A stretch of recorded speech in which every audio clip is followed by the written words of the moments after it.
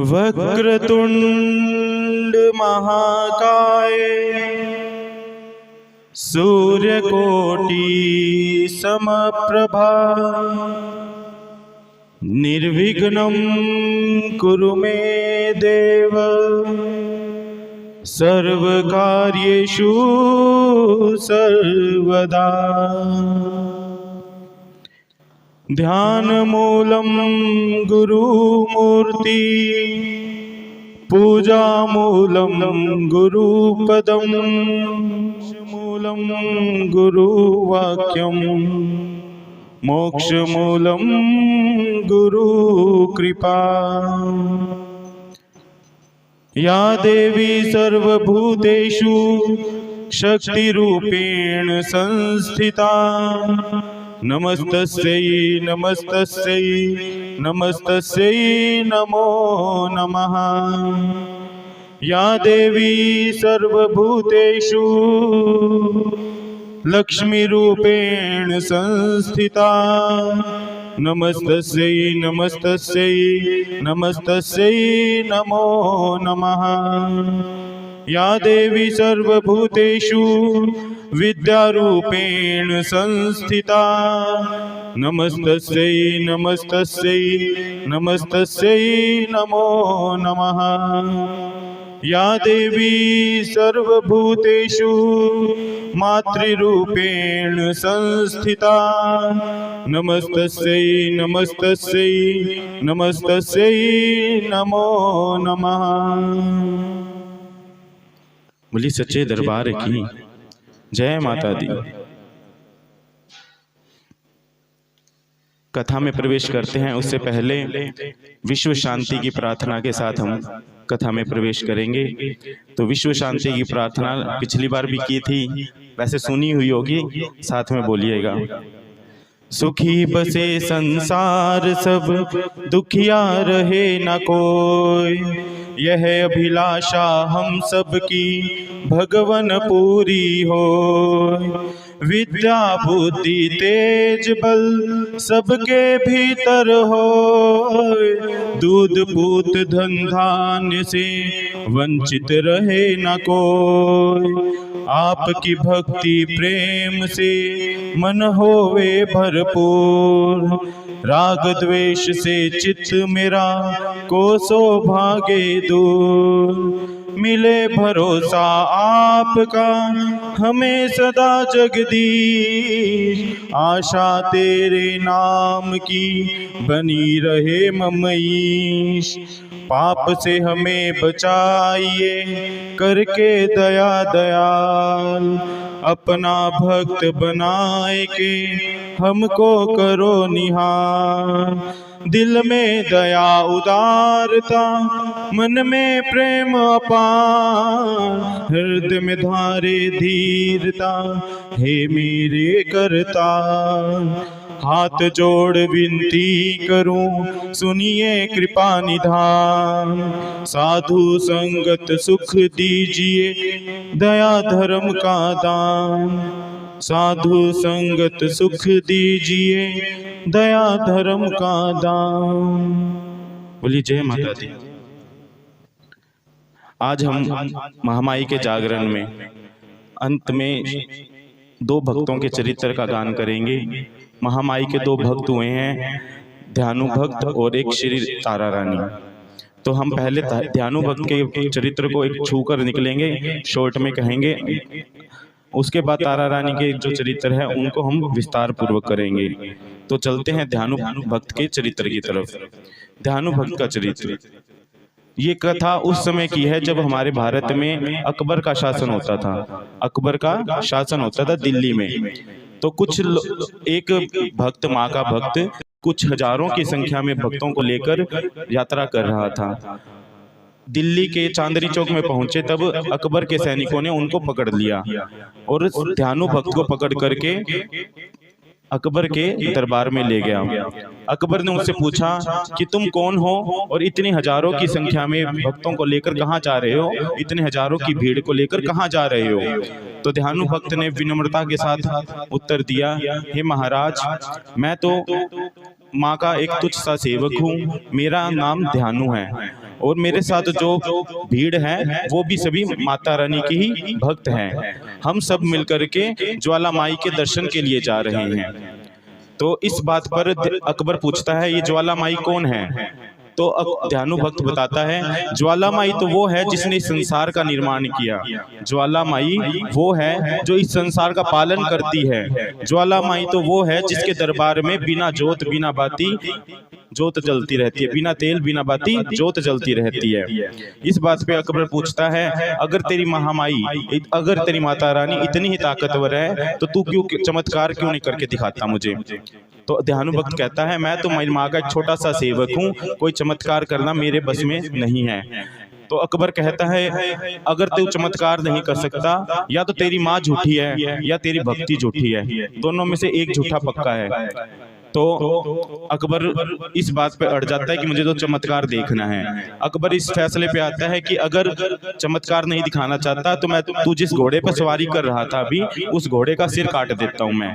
और तेरी माँ में शक्ति होगी, अगर ज्वाला माँ में शक्ति होगी और तेरी भक्ति में शक्ति होगी तो ज्वाला माँ उस घोड़े को वापस जिंदा कर देगी। अब ध्यानु भक्त के पास कोई रास्ता नहीं बचा, तो ध्यानु भक्त ने स्वीकार किया इस बात को और शर्त रखी कि 1 माह का समय दिया जाए, मुझे 1 महीने का समय दिया जाए, और जब मैं ज्वाला माँ के दर्शन करके वापस आऊं तब तक आपको इस घोड़े के सर और धड़ को संभाल कर रखना होगा। तो अकबर ने कबूल किया और ध्यानु भक्त को यात्रा के लिए अनुमति दी। तो ध्यानु भक्त अपने भक्तों के साथ, अपने साथियों के साथ ज्वाला माँ के दर्शन के लिए चल पड़ता है। ज्वाला माँ पे पहुंचता है, स्नान ध्यान आदि करके माँ से प्रार्थना करता है, हे महामाई, आप तो सर्व अंतर्यामी हैं, आपको सब पता है कि वो जो अकबर है वो मेरी भी परीक्षा लेना चाहता है और आपकी भी परीक्षा लेना चाहता है। तो हे महामाई कृपा कीजिए, आप उसको चमत्कार दिखाइए। उसने मेरे घोड़े का सर अलग कर दिया है, तो आप उसे जोड़कर उसे अपनी शक्ति का आभास करवाइए।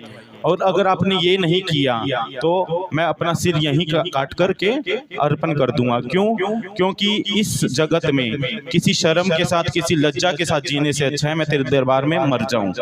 तो ध्यानु भक्त ये बात कह करके शांत बैठ करके थोड़ा सा इंतजार करता है। महामाई की तरफ से कोई संकेत नहीं मिलता तो ध्यानु भक्त क्या करता है, अपनी कटार लेकर अपना सिर काट देता है और माँ के सिर चरणों में अर्पण कर देता है। जैसे ही अर्पण किया अपना सिर, ध्यानु भक्त ने, ज्वाला माई साक्षात रूप में प्रकट हो जाती है और हाथों हाथ ध्यानु भक्त का सर और धड़ आपस में जुड़ जाता है।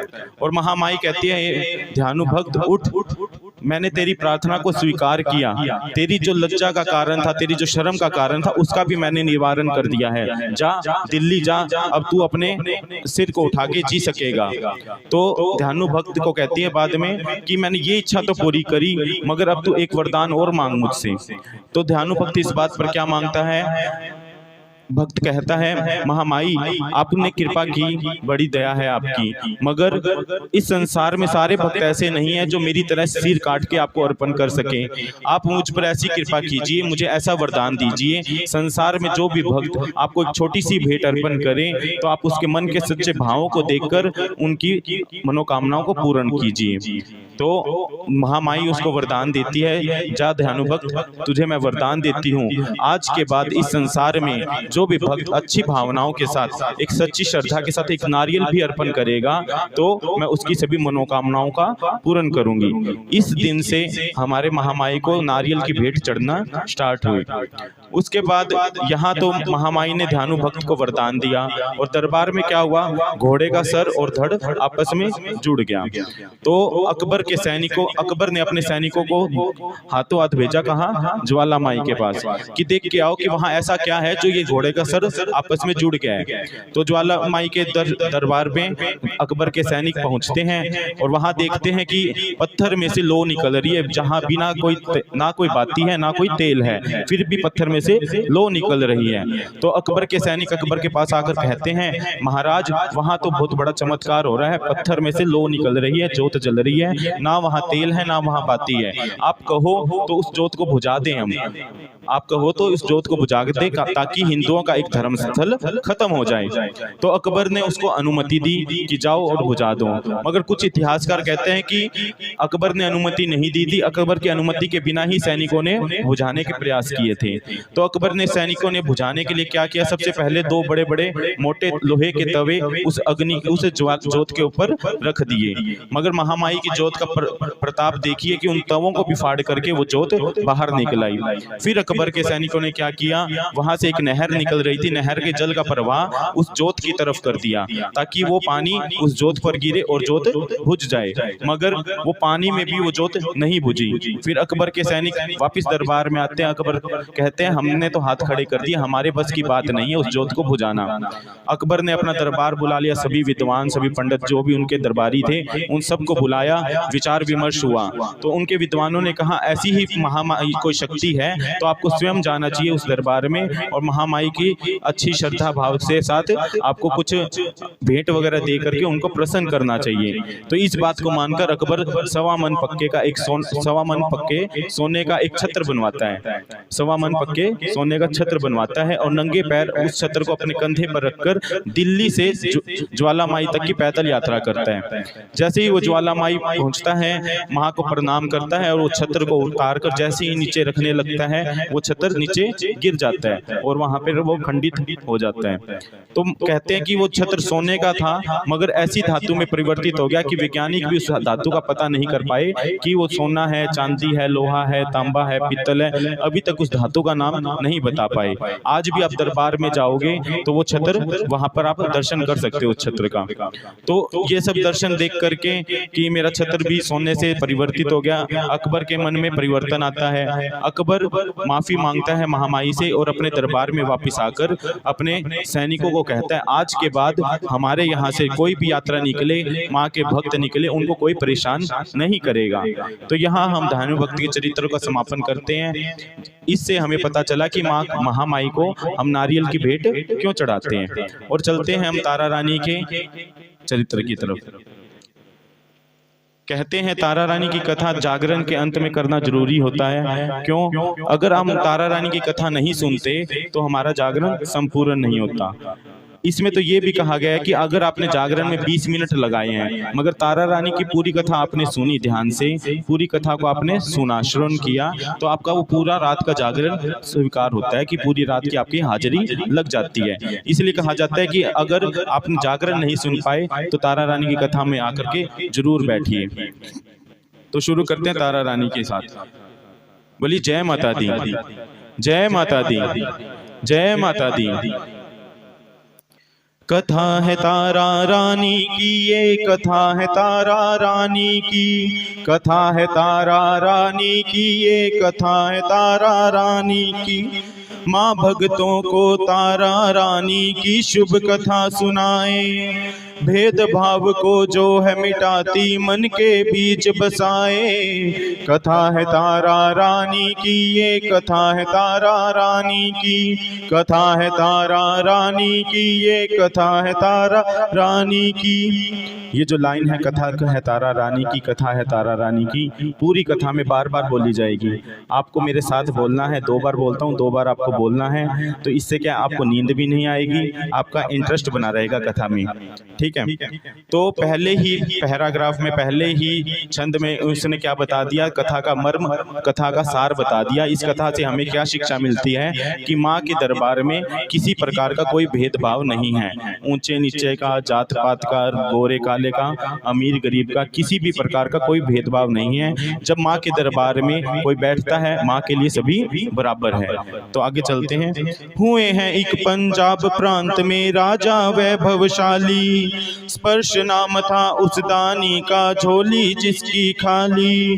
क्यों मेरे संतान नहीं है, दुखी ही मन में रहता, तू ही दूर करेगी चिंता, माँ से ही सब कहता। नवरात्रों में ज्योत जगा के निश्चय अपना करके, मूर्ति माँ की देख रहा था प्रेम से आंसू भर के। पुष्पों की माला से थोड़े फूल तभी थे गिर गए, राजा ने नेत्रों से लगाया जीवन के दिन फिर गए। 1 बरस के बाद में आई शरद की पूर्णमासी, 1 बरस के बाद में आई शरद की पूर्णमासी, तारों भरी रात में घट गई घर की सभी उदासी। कथा है तारा रानी की, ये कथा है तारा रानी की, कथा है तारा रानी की, ये कथा है तारा रानी की। आप सभी को एक कथा ध्यान से सुननी है। ध्यान, कथा के समापन के बाद आपकी परीक्षा होनी है। जो भी माँ की परीक्षा में सफल होगा उनसे प्रश्न पूछे जाएंगे, जो प्रश्नों का उत्तर देगा उसको माँ के यहाँ से खजाने मिलेंगे। तो सभी को ध्यान पूर्वक सुनना है। तो मैं समझाने में चलता हूँ। ये कथा वहाँ स्टार्ट होती है, पंजाब में एक राजा हुए स्पर्श नाम की, बड़े वैभवशाली, धन मान शोहरत राजपाट बहुत अच्छा था, मगर उसके घर में एक ही कमी, उसके यहाँ कोई संतान नहीं थी। वो बड़ा माँ का बहुत बड़ा भक्त था। ये जो नवरात्रे चल रहे हैं, इन्हीं नवरात्रों में उसने क्या किया, माँ का दरबार सजाया, जोत जलाई और माँ के सामने अरदास लेकर बैठ गया, माँ मुझे संतान दीजिए। माँ से वो प्रार्थना कर ही रहा था कि तभी माँ की गले में, जो माँ की मूर्ति में जो गले में हार था, उसमें से कुछ फूल टूट करके राजा की झोली में आकर के गिर जाते हैं, यानी कि माँ ने उसकी अरदास कबूल की। उसके बाद क्या होता है कि इस नवरात्रों के एक साल बाद जब शरद पूर्णिमा आती है, उनके यहाँ एक कन्या का जन्म होता है। कौन कन्या? तारा रानी। पहली कन्या का नाम क्या हुआ था? तारा रानी। एक कन्या आई महलों में, खुश थे राजा रानी, ब्राह्मणों ने था नाम रखाया उसका तारा रानी।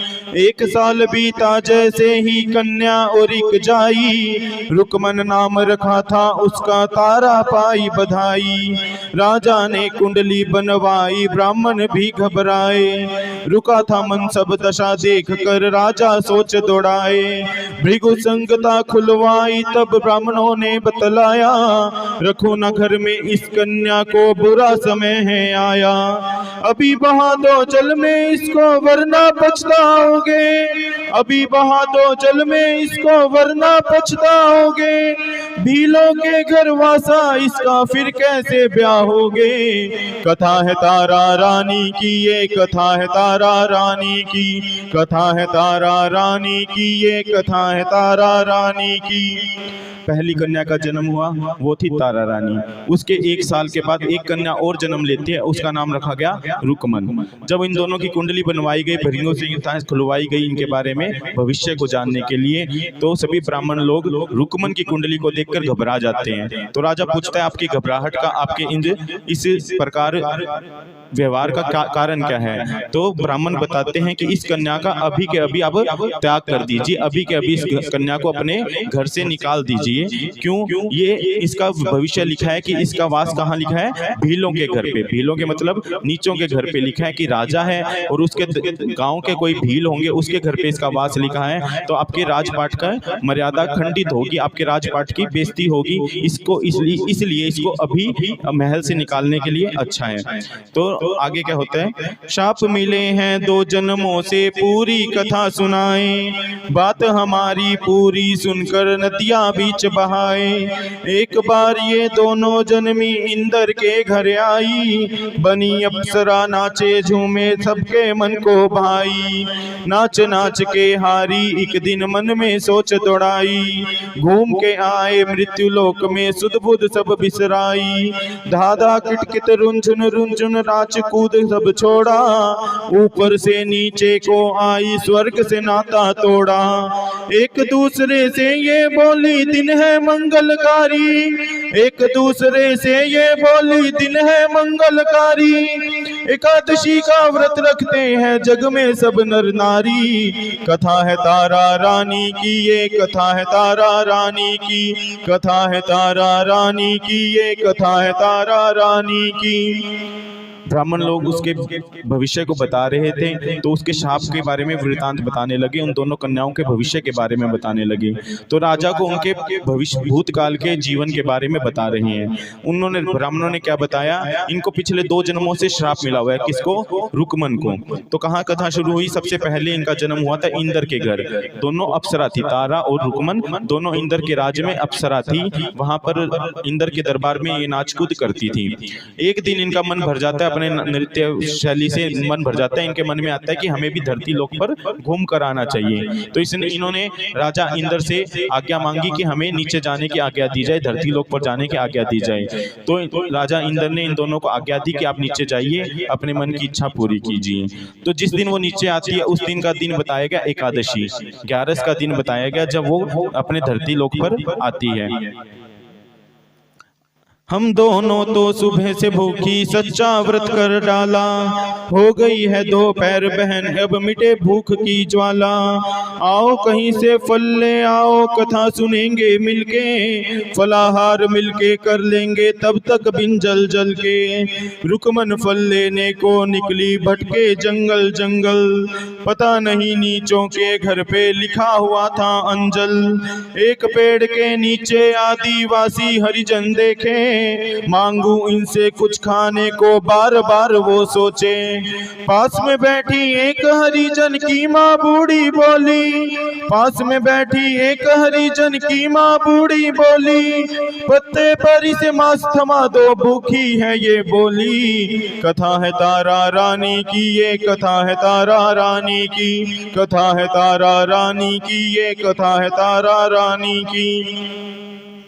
रुकमन और तारा आपस में बात करती है। आज का दिन तो 11 का है। इस जगत में सभी नर नारी 11 को व्रत रखते हैं। सुबह से लेकर शाम होने को आई है, मगर हम अभी तक हमने कुछ खाया नहीं है। इसका मतलब हमारा 11 का व्रत हो गया है। तो तारा रानी रुकमन को आज्ञा देती है कि जाओ कहीं से फल ढूंढ कर लेके आओ, तो हम बाद में कथा सुनेंगे, फल का पान करके हम व्रत को संपूर्ण करेंगे।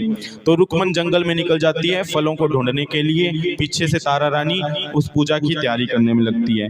तो जंगल में ढूंढते ढूंढते रुकमन को लग जाती है भूख। आपको जैसे नींद लगी हुई है वैसे लग जाती है उसे भूख। तो वो भटकती भटकती भीलों की बस्ती में पहुंच जाती है। तो भीलों के घर में देखकर वो सोचती है कि इनसे मांग करके मैं कुछ खा लेती हूँ। तो ये सब सोच रही होती है, इतनी देर में भील की माँ बैठी होती है। माँ तो माँ होती है, माँ सबसे लिए दयावान होती है। तो माँ ने, भीलों की माँ ने जब उस कन्या को देखा कि ये भूखी लग रही है, तो अपने बेटे को ही कहती है कि जा इसे पत्ते पर मांस डालकर दे दें, ये खा लेंगे। तो आगे सुनिए क्या होता है। भूख तो उसको सता रही थी, रुकमन ने मांस खाया, क्या कर बैठी हूँ गलती में ख्याल उसे ना आया। तेउर पेड़ के केले लाई तारा के पास रुकमन, देर हो गई क्यों रुकमन को शंका में डूबा मन। बोली रुकमन व्रत को तोड़ो एकादशी मनाओ, आए हैं जब मृत्यु लोक में पूरा नियम निभाओ। भूख के डर से मांस खा लिया जल्दी ही व्रत तोड़ा, बोली तारा भाग यहाँ से कर ले अभी बिछोड़ा। शाप दिया तारा ने उसको बनो छिपकली जाकर, शाप दिया तारा ने उसको बनो छिपकली जाकर। कीड़े और मकोड़े खाओ रहोगी जीवित विष पर। कथा है तारा रानी की, ये कथा है तारा रानी की, कथा है तारा रानी की, ये कथा है तारा रानी की। जैसे ही भील ने उसे मांस दिया, उसको भूख तो लगी हुई थी, उसने हाथों हाथ मांस का भक्षण किया। उसके बाद उसको फल मिल जाते हैं जंगल में, और फलों को तोड़ करके, केले तोड़ करके वो तारा के पास आती है। तारा को बताती है कि लो तारा, ये फल लो और अपना व्रत संपूर्ण करो। मुझे तो भूख लगी थी, मैंने तो पहले ही केले खा लिए, पहले ही मैंने मांस खा लिया है, मेरा व्रत तो पूरा हो चुका है पहले ही। ये बात सुन के तारा को आ जाता है गुस्सा। वो हाथों हाथ अपनी छोटी बहन रुकमन को श्राप दे देती कि जा अभी मेरे से बिछोड़ा कर, अभी मेरे से दूर हो जा, और अभी के अभी तू छिपकली के रूप में परिणत हो जा, छिपकली के रूप में बन जा। तो आगे क्या होता है सुनिए। बिछुड़ गई वो स्वर्ग लोक की आकर यूं धरती पर, आगे की कुछ कथा सुनाए सुन लो मन पक्का कर। बनी छिपकली रुकमन देखो रहती खपरेलों पर, मिला ठिकाना उस दासी को गोरख के टीलों पर। गोरखनाथ गुरु का आश्रम जहाँ तांत्रिक रहते, पूजा और पूजा का खाते किसी से कुछ ना कहते।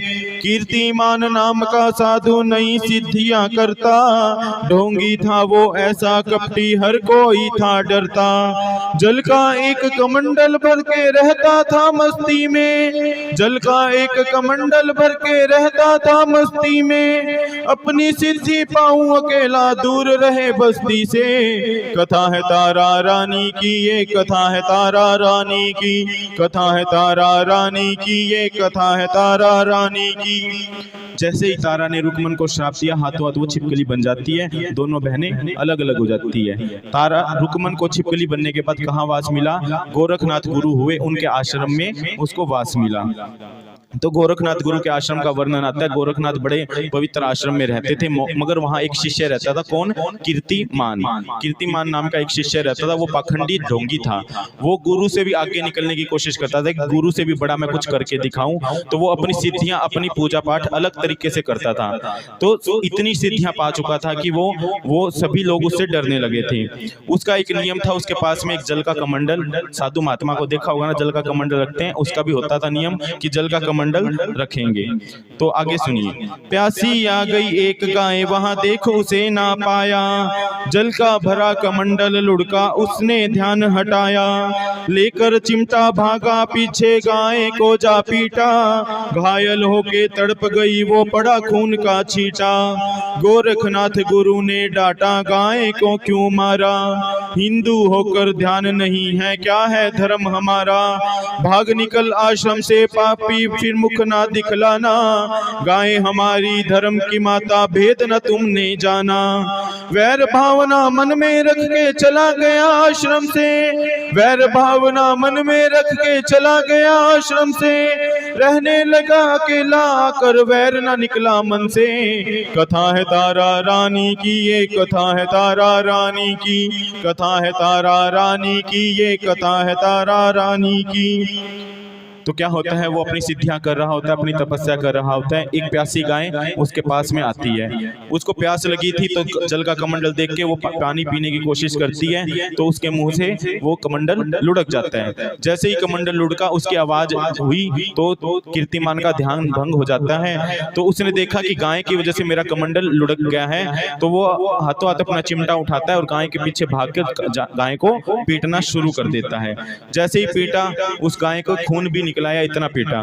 जब गोरखनाथ गुरु को ये पता चला कि मेरे शिष्य ने गाय की पिटाई की है, तो गोरखनाथ गुरु उसको अपने आश्रम से निष्कासित कर देते हैं, निकाल देते हैं। तो ये बातें सुन करके, मतलब कि गोरखनाथ गुरु ने निकाल दिया, तो कीर्तिमान निकल तो जाता है, मगर उसके मन से वैर भावना नहीं निकलती। उसने क्या ठान लिया? अब मैं मेरे गुरु से बदला लूंगा, मेरा जो अपमान किया मेरे गुरु ने, मैं उसका बदला गुरु से जरूर लूंगा। आगे क्या हुआ सुनिए। लगा वो करने उल्टी सीधी, गुरु से बदला पाऊं, बड़े यज्ञ में विघ्न में डालूं, सबको खूब रुलाऊं। उधर गुरु गोरख मन ही मन देख गाय पछताते, करूंगा मैं सम्मान इसी का कुछ उपाय पूछवाते। संतों ने निर्णय ले डाला, आए पूर्णमासी, करो हवन भंडारे के संग बुलवाओ हरवासी। सबने मिल भोजन करना है, सबको दिया निमंत्रण, छोटे बड़े सभी ही आए, भरा गुरु का आंगन। नमस्कार कर गौ माता को बैठे सारे आकर, नमस्कार कर गौ माता को बैठे सारे आकर, वेदी पर पूजन की पधारे गोरखनाथ गुरुवर। कथा है तारा रानी की, ये कथा है तारा रानी की, कथा है तारा रानी की, ये कथा है तारा रानी की।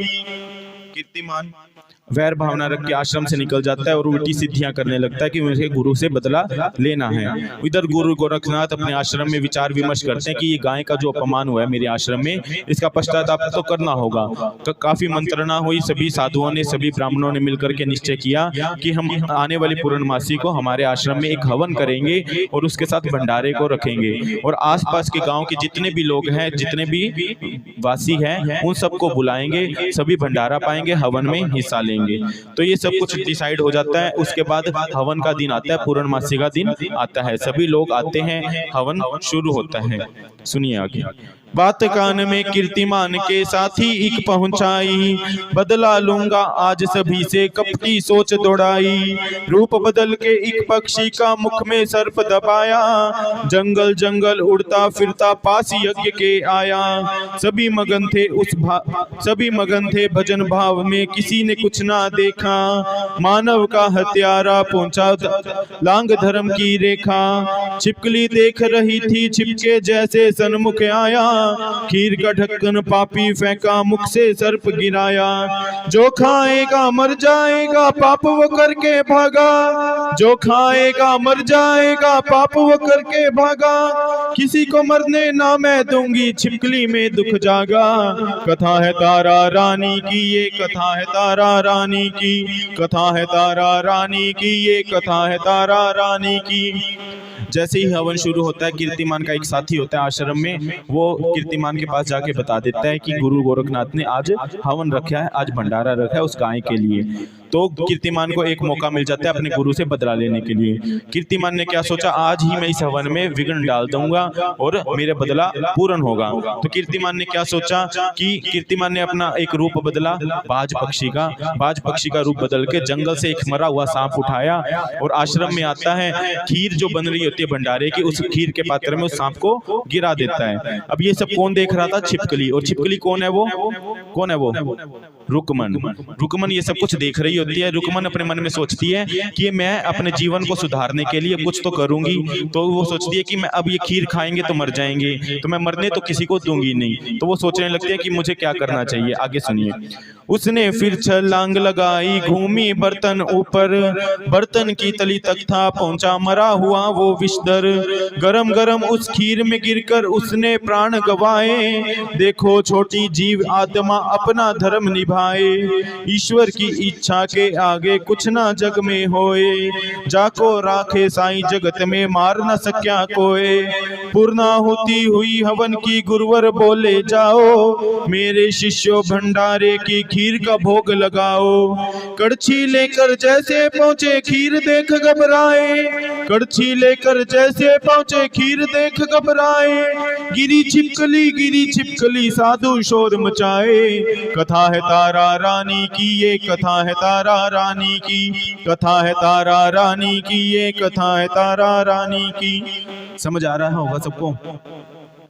तो छिपकली ने क्या उपाय सोचा कि मैं इस कढ़ाई में जो खीर का पात्र है उसके अंदर मैं गिर जाती हूँ, तो इससे लोग इसको खीर को नहीं खाएंगे। क्यों नहीं खाएंगे? छिपकली का वजन होता है हल्का, अगर वो बड़े सारे कढ़ाई में गिरेगी खीर के तो ऊपर ऊपर तैरेगी। तो छिपकली ने क्या किया, उस कढ़ाई के अंदर छलांग लगा दी। इधर हवन खत्म होता है, गुरुवर आदेश देते हैं कि जाओ उस भंडारी खीर लेके आओ, हम भोग लगाएंगे फिर भंडारा शुरू करेंगे। जैसे ही वो भक्त खीर लेने के लिए जाते हैं, उनको क्या दिखता है? खीर के ऊपर छिपकली तैरती हुई दिखती है। तो सभी ने शोर मचाया, गिरी छिपकली, यानी कि खीर खराब हो चुकी है, उसमें खीर छिपकली गिर चुकी है। अब ये बात कौन सुनता है? गोरखनाथ। आगे सुनिए। गोरखनाथ जी सुन के दौड़े, किया क्रोध वहां भारी। अरे दुष्टनी कहां से आई बन के तू महामारी। नीच कर्म क्यों किया है तूने, नीचे कुल जाएगी। ऐसा शाप दिया है तुझको अब ना बच पाएगी। गड्ढे में सब खीर फेंक दो, कोई इसे ना खाए। डालो मिट्टी इसके ऊपर, विष सारा दब जाए। उठा के बर्तन भरी खीर का जैसे ही लुढ़काया, मरा हुआ एक सर्प भयानक झप से गिर कर आया। देख गुरुवर अब घबराए मन की सोच दौड़ाई, देख गुरुवर अब घबराए मन की सोच दौड़ाई। ध्यान में उनके सारी घटना सपना बन के आई। कथा है तारा रानी की, ये कथा है तारा रानी की, कथा है तारा रानी की, ये कथा है तारा रानी की। गुरु गोरखनाथ आते हैं खीर के पात्र के पास, उन्होंने देखा कि छिपकली गिरी हुई है। तो गुरु गोरखनाथ ने कहा ये खाने लायक तो बची नहीं, अब एक गड्ढा खोदो, इस खीर को उसमें दबा दो ताकि इसको कोई खा ना पाए। गुरु के आदेश को पाकर शिष्यों ने वो खीर का पात्र लिया और उसको दबाने के लिए चले। जैसे ही खीर के पात्र को लुढ़काया गया, अंत में कौन गिरता है? कौन गिरता है? सर्प गिरता है, जो तली में था, खीर के पात्र के तली में था। तो जैसे ही वो सर्प गिरा, गुरु गोरखनाथ ने सोच लिया इस दाल में कुछ ना कुछ तो काला है। तो गुरु गोरखनाथ ने ध्यान लगाया, तो उनके सपने में, उनके ध्यान में क्या आता है? सारा वृतांत आ जाता है कि छिपकली क्यों गिरी, ये सांप कहां से आया, सब कुछ उसको पता चल जाता है। आगे सुनिए। धन्य छिपकली जिसने सबको मरने से है बचाया, धर्म की रक्षा को करने में अपना रूप जलाया। जीवन सुधरे अगले जन्म का नारी बन जाओगी, जैसे तुमने भला किया है अच्छा फल पाओगी। कथा जन्म की पिछले सुन के राजा दुख में रोया, इतनी प्यारी बेटी पाकर मैंने सब कुछ खोया। बोले ब्राह्मण करो विदाई, गोरख शाप दिया था, पहली बार में पुण्य लुट गया जो कुछ जाप किया था। उसी शाप के कारण कन्या नीचे खुल जाएगी, उसी शाप के कारण कन्या नीचे खुल जाएगी। नदियां में अब इसे बहा दो यहाँ न रुक पाएगी। कथा है तारा रानी की, ये कथा है तारा रानी की, कथा है तारा रानी की, ये कथा है तारा रानी की। गुरु गोरखनाथ को जैसे ही पता चलता है सारा वृत्तांत, गुरु गोरखनाथ को अपने मन में पछतावा होने लगता है। तो पछतावा हुआ, गुरु गोरखनाथ ने क्या किया कि मैं तेरा शाप तो वापस नहीं ले सकता, मगर उसके अंदर उसने छूट दे दी कि अगला जन्म तेरा कहाँ हो, नारी के रूप में हो जाए, इंसान का रूप मिल जाए। क्योंकि इंसान का जन्म हमें क्यों मिलता है? अपने जीवन को सुधारने के लिए मिलता है। एक इंसान ही है जो पूजा पाठ करके भगवान को प्रसन्न करके अपने जीवन को सुधार सकता है। कोई जानवर नहीं कर सकता ना, पूजा नहीं कर सकता। इसीलिए गुरु गोरखनाथ ने उसको क्या दिया कि अगला जन्म तेरे का नारी के रूप में हो जाए, ताकि तू अपना शाप खत्म कर सके। अब इसके बाद मैं बताता हूँ कि आपका जो इस कथा का एक सार और हो जाता है कि आप जो भी अच्छा कर्म करते हो उसका फल आपको मिलता ही मिलता है, और जो बुरा कर्म करते हो उसका भी फल मिलता है, चाहे वो अनजाने में हुआ हो चाहे जाने में हुआ हो। ऐसा ही एक वर्णन भागवत में भी आता है जनक का। महाराजा जनक सीता के जो पिता हुए उनका भी वर्णन आता है भागवत में। छोटा सा वृत्तांत आता है कि जब जनक राजा मरे तो उनको जब लेने गए, स्वर्ग में लेने के लिए आए नीचे, तो उनको कहाँ से लेके गए? नरक के पास में से लेके गए। वैसे तो उनको स्वर्ग में जाना था, मगर उनको लेकर कहाँ गए? नरक के पास में से लेके गए। तो जनक ने उनसे पूछा कि मुझे नरक के पास से क्यों ले जाया गया? मेरे कर्म तो इतने अच्छे इतने बुरे नहीं है कि मुझे नरक के दर्शन करने पड़े। तो उनको बताया गया कि आपने एक दिन क्या किया था, आप यहाँ किसी रास्ते से जा रहे थे, आपसे डर के एक गाय पानी पी रही थी, वो गाय पानी पीना छोड़कर भाग गई। तो आपका ये पाप हो गया था कि आपकी वजह से गाय ने पानी पीना छोड़ दिया था। वो आपके भूले में जो पाप हुआ था उसके कारण आपको ये नरक का दर्शन करना मिला। अगर ज्यादा पाप करते तो आपको नरक मिलता, मगर आपके पुण्य ज्यादा थे, पाप छोटा सा था, इसलिए नरक का दर्शन करके हम स्वर्ग की ओर जा रहे हैं। तो इसलिए कहा जाता है कि जो भी पाप कर्म करो, जाने में अनजाने में पाप करने से बचना चाहिए। तो ये सब कथा कौन ब्राह्मण लोग किसको बता रहे थे? राजा स्पर्श को। तो पिछले जन्म की दोनों जन्म की कथा सुनाई, तो राजा को पता चला कि ये तो मेरी कन्या बहुत अच्छी है, इसको श्राप क्यों मिला? भलाई के कारण, मानवता की कल्याण के कारण ही इसको श्राप मिला। तो ब्राह्मणों ने कहा कि अब आपको इसको विदा तो करना ही होगा। तो आगे सुनिए। छोड़ के अपनी बेटी का मोह पानी बीच बहा दो, कर्मों का लिखा होना है ये मन की सोच हटा दो। राजा ने संदूक मंगा के उसको बीच लिटाया, हीरे मोती चांदी सोना चरणों में रखवाया। कहा लाडली क्षमा तो कर दो, टूटा प्रेम का नाता, कन्या दान करा बचपन में मुझसा कौन अभागा। रक्षा लहरों से की माने था संदूक वो जल में, सुबह हुई एक पंडित देखा लालच आया मन में। बुला हरिजन को पंडित ने कहा भंवर में जाओ, बुला हरिजन को पंडित ने कहा भंवर में जाओ। पहला हिस्सा देना मुझको, दूसरे को तुम पाओ। कथा है तारा रानी की, ये कथा है तारा रानी की, कथा है तारा रानी की, ये कथा है तारा रानी की। तो राजा को कहा गया अपनी बेटी को विदा कीजिए, अपने महल से निकाल दीजिए। तो राजा ने एक संदूक मंगाया, उसमें अपनी बेटी को लेटाया और उसके साथ कुछ सोना चांदी हीरे मोती भी रखवा दिए। और अंत में क्या किया? उस संदूक को नदिया में बहा दिया, एक नदी में बहा दिया। नदी में वो बहता बहता रात भर में वो कहाँ पहुंचता है? एक किनारे पर पहुंचता है, कहीं किसी गांव में पहुंच जाता है। तो पूरे भंवर में किसने रक्षा की? उस संदूक की महामाई ने उस संदूक की रक्षा की। तो जैसे ही सुबह एक ब्राह्मण वहां नदी में स्नान कर रहा होता है, उसकी नजर जाती है उस संदूक के ऊपर। जैसे जैसे वो संदूक को पकड़ने के लिए जाता है, संदूक और पीछे होता जाता है। वो ब्राह्मण आगे जाता है, संदूक पीछे होता जाता है। फिर उसने सोचा कि अगर मैं संदूक के चक्कर में और आगे गया, कभी मेरा ही नमो नारायण ना हो जाए, मैं नदिया में डूब के मैं ना मर जाऊं। तो उसने आइडिया सोचा कि पास में एक हरिजन देखा, मतलब कि एक भील देखा, उसको बुलाया और कहा कि उस भंवर में जाओ, उस नदी के अंदर जाओ, उस संदूक को निकाल कर ले आओ। जो इसका पहला हिस्सा है, जो ऊपर ऊपर जो दिख रहा है वो मेरे को दे देना, जो नीचे दिखेगा जो दूसरा हिस्सा होगा वो तू ले लेना। तो ये उनके बीच में एक समझौता हो जाता है। आगे सुनिए। दोनों ने हिस्सों को बांटा, लीला प्रभु दिखाई, हीरे मोती ब्राह्मण लीने, भील ने पाई कन्या, भील ने कन्या पाई। बड़े चाव से बाह में भर के सौंपा घर वाली को, दूध पिलाया माता बनकर दुख कर्मों वाली को। माता पिता के प्यार को पाकर तरुण अवस्था आई, हरिजनों ने एक युवक से कर दी प्रेम सगाई। उधर स्पर्श राजा ने तारा का भी बिहार चाया, राजा हरिश्चंद्र माँ का सेवक शुभ बंद कराया। कलवा नामक एक हरिजन जिससे रुकमन ब्याही, कलवा नामक एक हरिजन जिससे रुकमन ब्याही, धूमधाम से काली माँ की रुकमन जोत जगाई। कथा है तारा रानी की, ये कथा है तारा रानी की, कथा है तारा रानी की, ये कथा है तारा रानी की। जैसे कि उन दोनों के बीच में समझौता हुआ था, दोनों ने अपने अपने हिस्से को लिया। सोना चांदी हीरे मोती किसको मिले? उस ब्राह्मण को। और जो लड़की थी वो रुकमन जो थी वो किसको मिली? उस भील को मिल गई। और ये उसी को क्यों मिली? क्योंकि उसको श्राप मिला था कि भीलों के घर पे जाना है, तो जो कर्मों का लिखा था वो होना था, इसलिए वो कन्या किसको मिली? भीलों के यहाँ मिली। तो उस भील के घर में भी कोई संतान नहीं थी, वो बड़ा खुश हुआ कि मुझे तो संतान मिल गई। उसने अपनी घरवाली को सौंप दिया, उसका लालन पालन पोषण किया। जैसे समय बीतता गया, दोनों कन्याएं तारा और रुकमन अपनी तरुण अवस्था में, अपनी जवानी में आ जाती है। तो दोनों के घर वालों ने उन दोनों की शादी के बारे में सोचा। तो उन दोनों के पतियों का नाम यहाँ पर आता है कि तारा की शादी किसके साथ हुई? राजा हरिश्चंद्र, जो सत्यवादी राजा हरिश्चंद्र हम सुनते हैं, उस हरिश्चंद्र के साथ तारा रानी की शादी होती है। और हरिजनों में एक युवक होता है कलवा। क्या नाम होता है? कलवा। याद रखने वाली बात है, कलवा।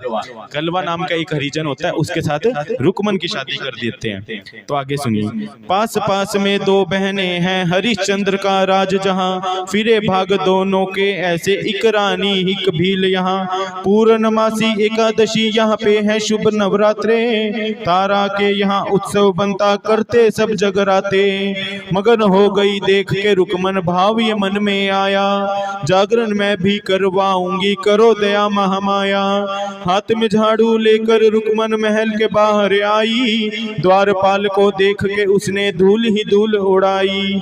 आंखें मसले द्वारपाल जब रुकमन महल में आई, आंखें मसले द्वारपाल जब रुकमन महल में आई। धोखा देकर बोली माँ से, करो दया महामाई।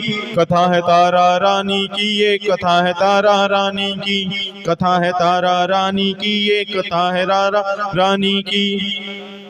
यहाँ पे अब कर्मों का वर्णन आता है, अच्छे कर्म और बुरे कर्म। तारा के अच्छे कर्म थे, वो कहाँ गई? राजा के रानी के रूप में हुई। और रुकमन के जो बुरे कर्म थे, उसका क्या हुआ? वो उसी के राज्य में, तारा के राज्य में, तारा के जिस राज्य में ब्याही गई, उसी के राज्य में एक भील के साथ उसकी शादी होती है। तो राजा के महल का वर्णन आता है कि तारा रानी के महल में हर शुभ मंगल जो भी उत्सव आता था, सब कुछ बनाए जाते थे, चाहे नवरात्रे हुए, चाहे पूर्णमासी को एकादशी, सब में जगराते, भजन, संध्या, सब कुछ धूमधाम से मनाया जाता है। एक दिन रुकमन देखती है कि महल में जगराता हो रहा है, तो उसके मन में भी आता है कि मुझे भी जगराता करवाना है।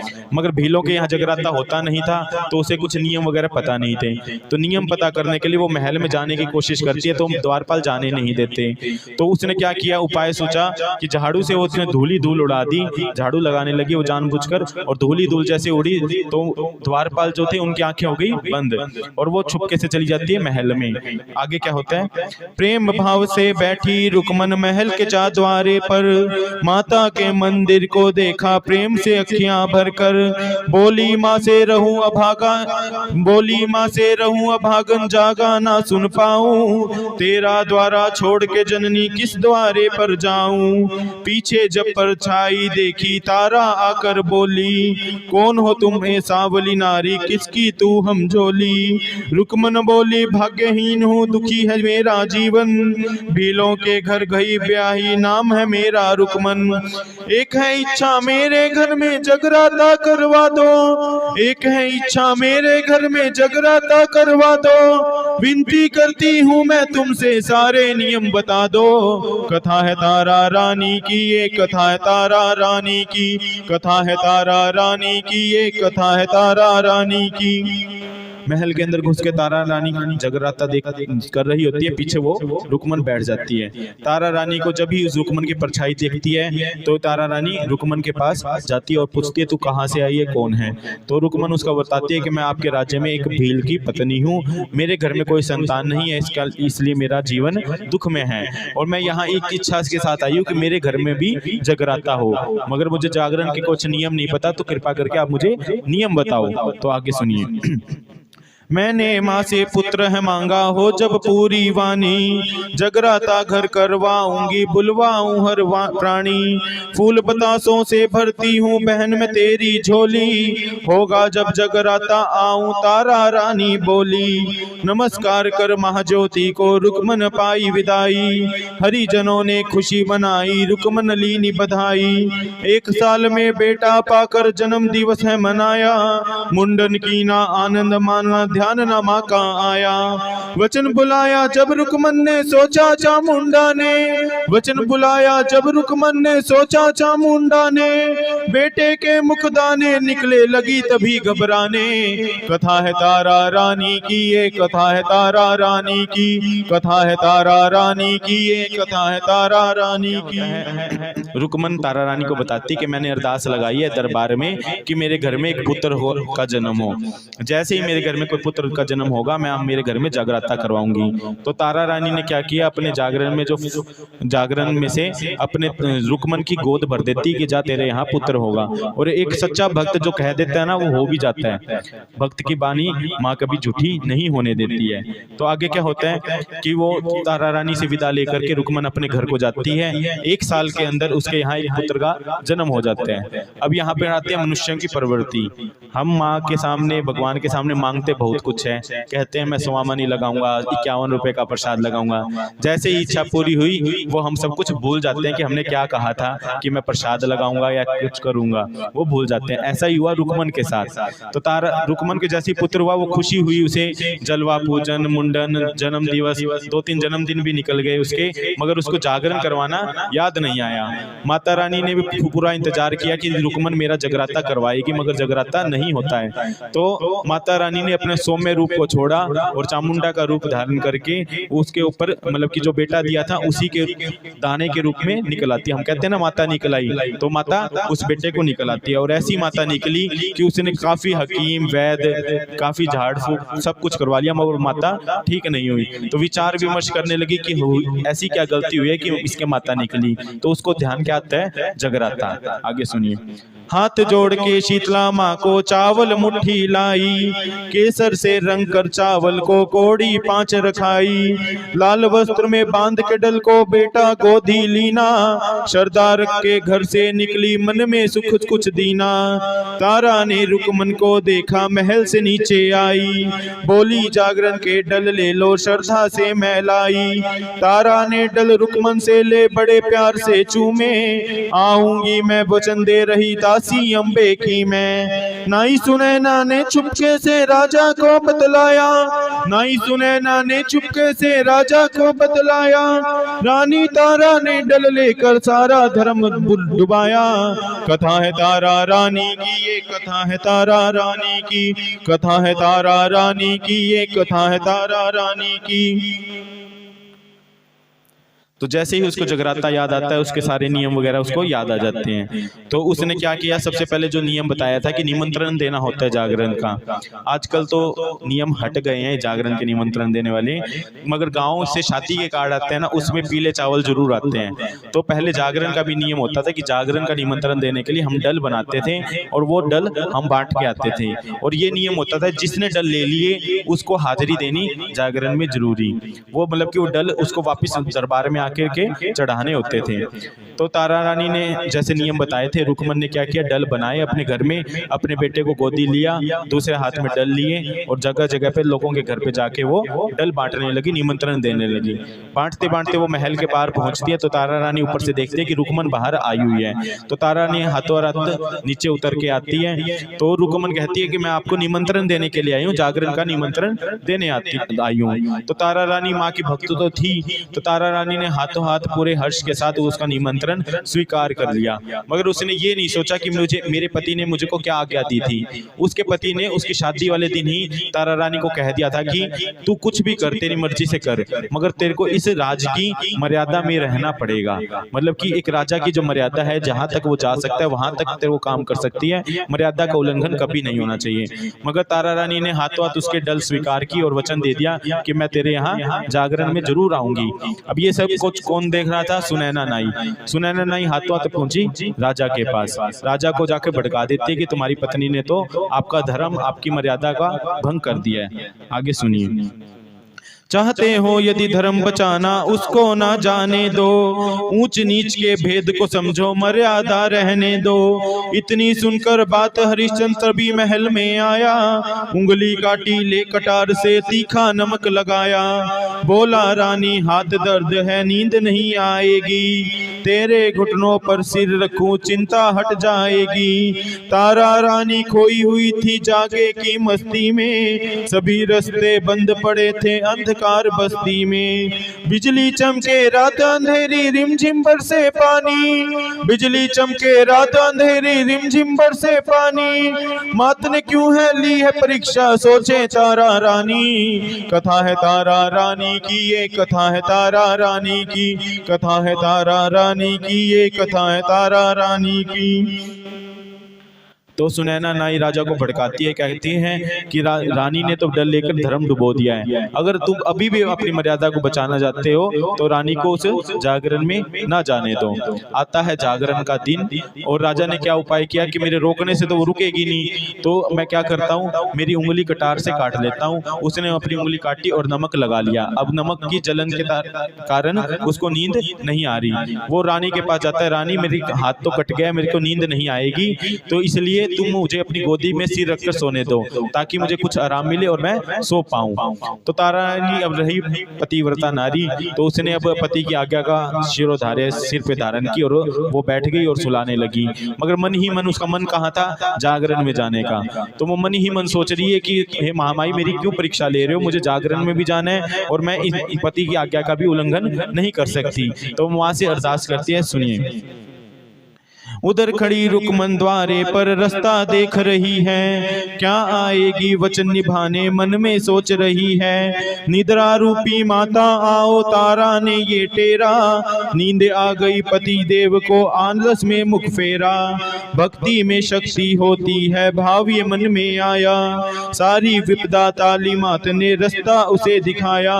1.25 लाख का जेवर जगमग वस्त्र हीरे जड़े थे, पाजेब सोने की दम के हैं आगे चोर खड़े थे। रतन जड़ित खड़ाऊ रुक गई देख चोर ने टोका, रतन जड़ित खड़ाऊ रुक गई देख चोर ने टोका। लूटेंगे हम तुमको नारी क्रोध में जाके रोका। कथा है तारा रानी की, ये कथा है तारा रानी की, कथा है तारा रानी की, ये कथा है तारा रानी की। अब उधर तो रुकमन उसका इंतजार कर रही होती कि तारा रानी आए और जागरण की शुरुआत हो, और इधर तारा रानी प्रार्थना करती है महामाई से कि मुझे जागरण में जाना है, कुछ कृपा करो।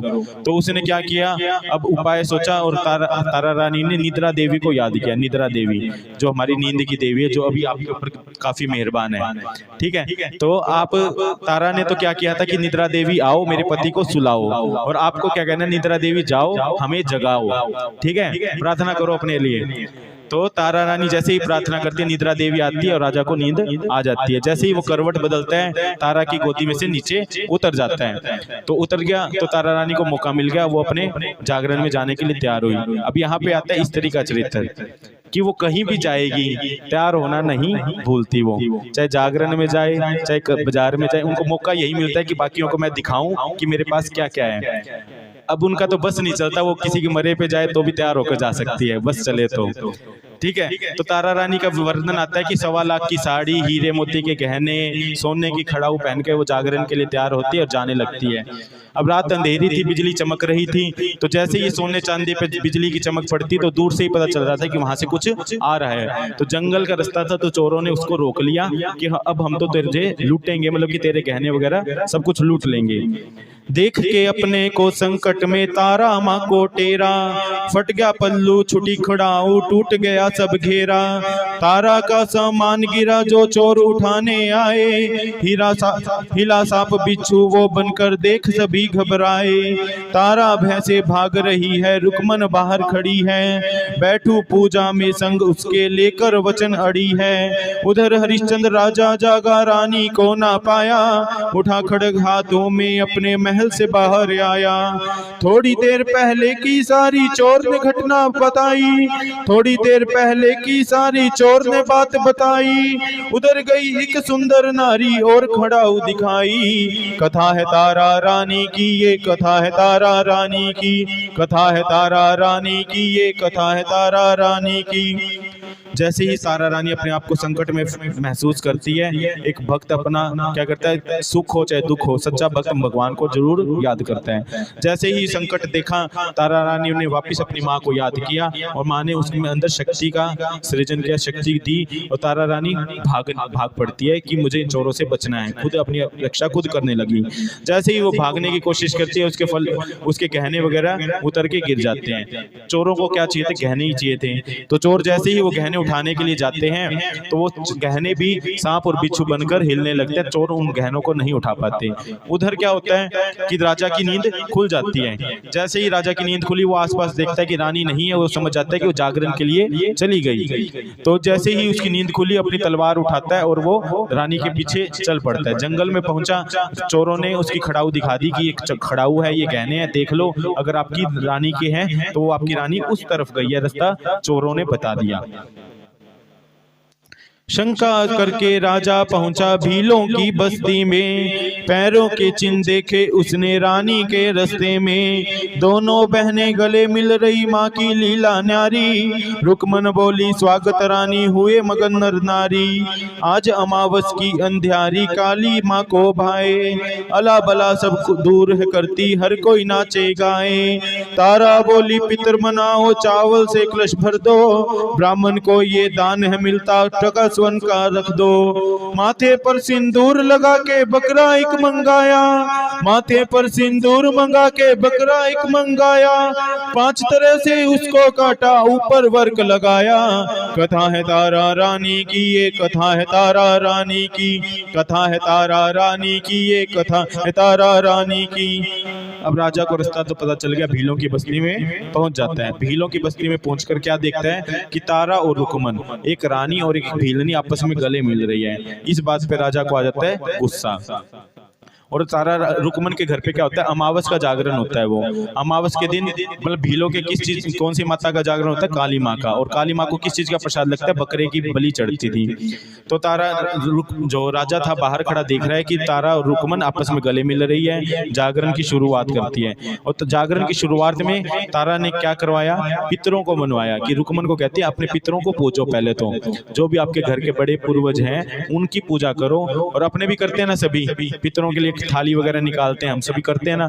तो तारा ने भी वही करवाया। और लास्ट में जागरण कंप्लीट हुआ, पूरा हुआ, तो क्या होता है, बकरे को मंगाया जाता है प्रसाद के लिए। और जैसे ही बकरे को मंगाया, उसका तिलक वगैरह पूजा पाठ करके उसकी बलि दी गई और उसको काट काट के टुकड़े कर दिए गए, प्रसाद को रूप में बांटा गया। तो आगे क्या होता है सुनिए। टोटे टोटे उसको करके काली भोग लगाया, सबके पहले देवरानी को कड़वा वचन सुनाया।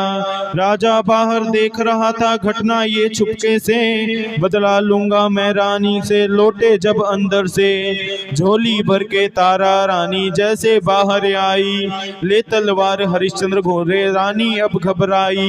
रानी तूने छोटे घर में आके शान गिराई, झोली खोल दिखा दे क्या है लाज न तुझको आई। ध्यान लगा के मैया का तारा ने मांगी दुहाई, ध्यान लगा के मैया का तारा ने मांगी दुहाई।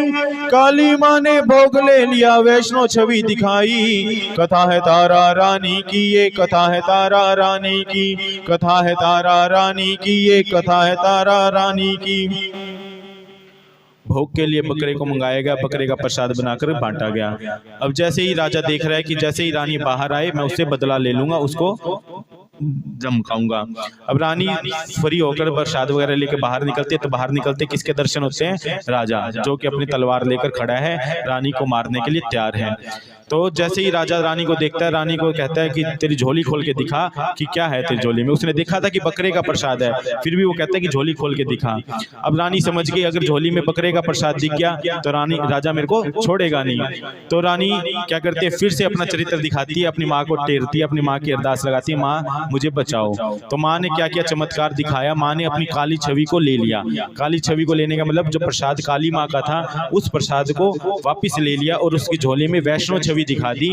वैष्णो छवि दिखाने का मतलब जो प्रसाद बकरे का था वो वैष्णो देवी के प्रसाद में, जो वैष्णो देवी में मखाने, खील और ये प्रसाद मिलता है ना पंचमेवे का, वो प्रसाद में बदल गया। तो राजा ने जैसे ही झोली खुलवाई तो आगे क्या होता है सुनिए। लहू बन गया केसर देखो, हड्डियां बनी मखाने, गिरी छुआरे छोले बन गए, सब कुछ बदला माने। काली मदिरा दूध हो गई, चंबे हार के चावल, मीठापन हो गया सभी में, भर गया सुख से आंचल।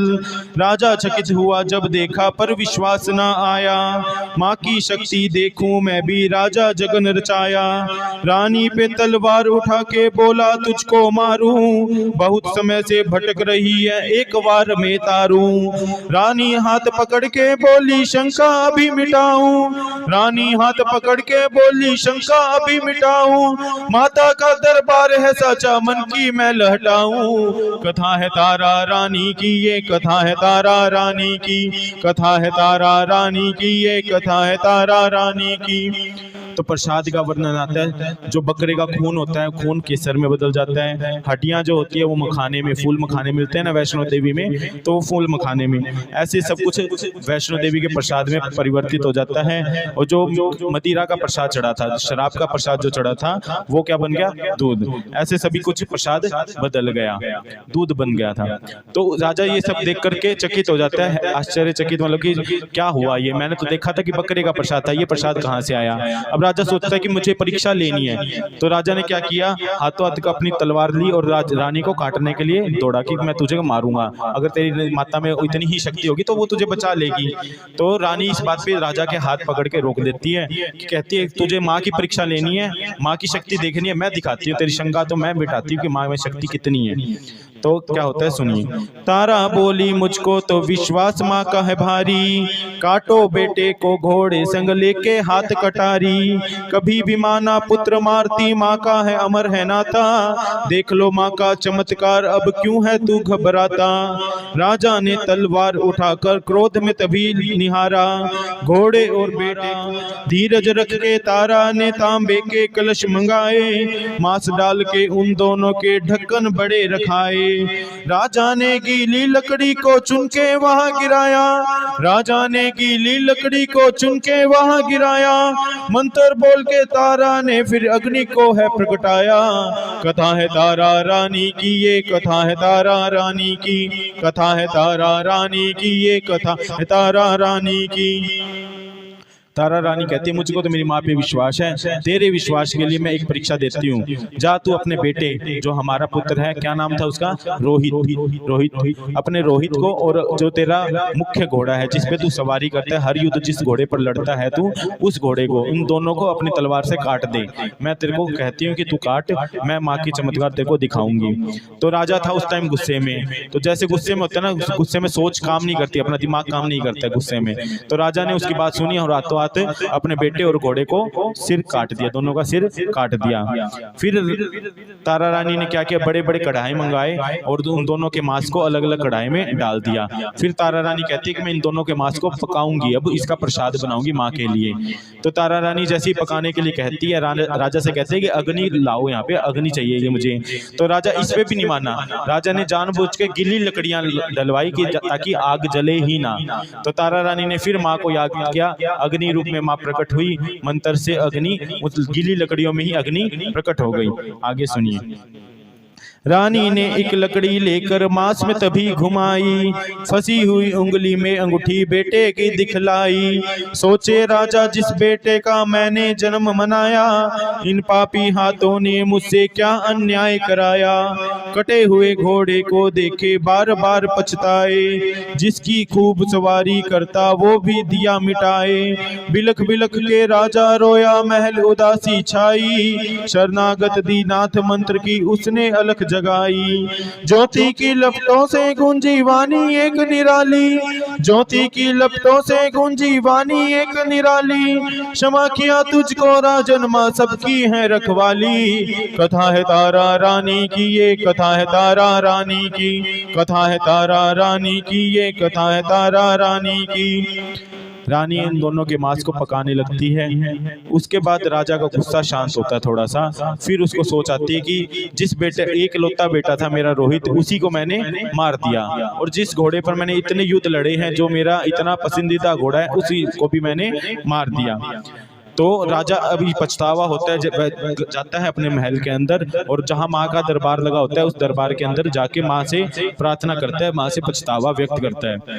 तो उसी समय जो जोत जल रही होती है, उस जोत से आवाजें आती है, और महामाई राजा हरिश्चंद्र को बताती है कि जा, मैं तुझको माफ करती हूँ, तेरा पछतावा मुझे कबूल है, जो तुझे पछतावा हो रहा है मैं स्वीकार करती हूँ। आगे सुनिए। राजा बोला, कहाँ है बेटा, भर दो झोली खाली, तेरे पुजारी के हाथों से बिखरी पूजा थाली। बार बार जब खूब पुकारा, बेटा सन्मुख आया, नीला घोड़ा घुड़साल में दाना चुगता पाया।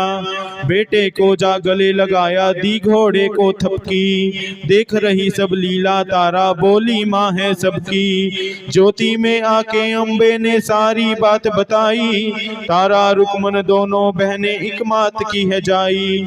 छोटे बड़े का भेद मिटाकर किया मेरा जगराता, छोटे बड़े का भेद मिटाकर किया मेरा जगराता। आज से ये अंदर का मार्ग बीच सभी के आता। कथा है तारा रानी की, ये कथा है तारा रानी की, कथा है तारा रानी की, ये कथा है तारा रानी की। राजा के पछतावे को देखकर माँ प्रकट होकर माँ अपनी वाणी से राजा को माफ करती है। माफ करने के बाद राजा माँ से प्रार्थना करता है, माँ आपने मुझे तो माफ कर दिया, मगर मेरे बेटा और मेरा जो घोड़ा था उसका क्या?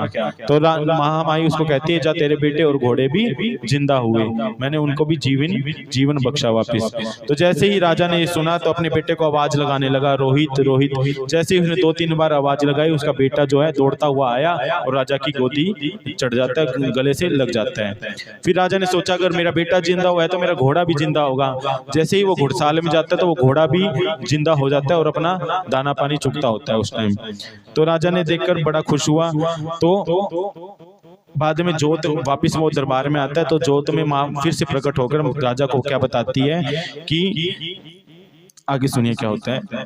इसी बीच राजा ने देखा गर्मा गर्म कढ़ाया, मांस बना बेटे का हलवा ऐसी बदली काया। घोड़े मांस के चने बन गए, राजा शीश झुकाया। तारा रुकमन ने भी देखी माँ की अद्भुत माया। क्या हुआ कि महामाई जोत में आके राजा को बताती है कि तू जिस को ऊंचा नीचा बता रहा है ना कि मेरी रानी ऊंचे घर की है, वो भीलनी जो है वो रुकमन जो है छोटे घर की है, ये दोनों सगी बहनें हैं। इसी जन्म में ये दोनों एक ही माँ की जाई हुई है, एक ही माँ की बेटियां हैं। तो ये दोनों सभी सगी बहनें हैं। इन दोनों ने तो मेरा जगराता करके एक सबके लिए एक नियम बना दिया है कि मेरे जगराते में कोई ऊंच नीच का भेदभाव नहीं होगा। तो ये तो अच्छी बात हुई है, तेरे को इसमें कोई गुस्सा करने वाली बात नहीं है। तो राजा को अब ध्यान आता है कि अगर मेरा बेटा और घोड़ा जिंदा हो गया तो उस कढ़ाइयों में क्या पक रहा है, जो कढ़ाई में मेरे बेटे का मांस डला था और घोड़े का मांस डला था उसमें क्या बनता है। तो उसने क्या देखा, बेटे वाली कढ़ाई में देखा तो बेटे का जो मांस बन रहा था तो वो क्या बन जाता है, हलवा। जो हलवे का प्रसाद हम चढ़ाते हैं वो हलवा, बेटे का मांस हलवा में चेंज हो जाता है। और फिर घोड़े वाली कढ़ाई देखता है तो घोड़े का प्रसाद जो मांस पक रहा होता है उसके में बन जाते हैं चने। चने, काले चने का प्रसाद होता है ना, वो प्रसाद बन जाता है। इसी दिन से महामाई के दरबार में हम हलवा और चने का प्रसाद लगाने का नियम बना लेते हैं। तो आगे सुनिए। भोग लगा कर महाजोत का कीना कन्या पूजन, एक लोकड़ा वीर जमाया कर लंगर के दर्शन। राजा को वैराग हो गया साधु कपड़े पहने, माता नाम की माला डाली त्याग दिए सब गहने। आगे क्या हुआ सुनिए। ये जो हलवा और चने का प्रसाद बना घोड़े और बेटे के मांस से, तो राजा ने उस प्रसाद का माँ की जोत में भोग लगाया और फिर कन्या का पूजन किया। 9 कन्या और 1 लोकड़ा हम जिमाते हैं ना, 1 लड़का जिमाते हैं, लोकड़ा जिमाया। और उसके बाद में क्या होता है, राजा के मन में वैराग आ जाता है, अपना राजपाट छोड़ के वो साधु संन्यास ले लेता है, संन्यास ले लेता है। 2 बहनों की अमर कहानी राजा के मन भाए, ऊंच नीच का भेद मिटाकर माँ का पंथ बताए। ध्यानु ने ये कथा समझकर छंदों में लिख डाली, संतों और महंतों ने गा माँ की कृपा पाली। कथा है तारा रानी की, ये कथा है तारा रानी की, कथा है तारा रानी की, ये कथा है तारा रानी की। तो कथा के अंत में क्या बताया गया कि कथा की ये दोनों बहनों की अमर कहानी के रूप में जाना जाता है, तारा और रुक्मन की अमर कहानी। और इसका सारांश फिर से बताया गया कि भेदभाव को मिटा देती है। फिर ये कथा लिखी किसने लिखी, ध्यानु भगत ने। ध्यानु भगत ने लिखी, जिसका वृतांत हमने, जिसका चरित्र तारा रानी से पहले किया था, उन ध्यानु भगत ने ये लिखी। और उस दिन से ये नियम बन गया कि माँ का जगराता जब भी होगा, महामाई के जगराते के अंत में तारा और रुक्मन की कथा जरूर कही जाएगी। क्यों कही जाएगी, आप सभी माएँ बैठी हैं, माँ एक आपकी तारीफ की जाए और एक आपके बच्चों की तारीफ की जाए, तो आपको अपने बच्चों की तारीफ ज्यादा पसंद आती है ना। तो वैसे ही महामाई के जगराते में आप भजन 100 गाओ 1000 गाओ, मगर लास्ट में माँ के बेटों की तारीफ, माँ के भक्तों की तारीफ कर देते हो तो माँ ज्यादा प्रसन्न हो जाती है। और कहते हैं तारा रानी की कथा में जरूर माँ दर्शन देने आती है, माँ जरूर आती है आपके दरबार में। तो यहाँ हमारी कथा होती है समाप्त। सबको समझ आई? सबको? अब आप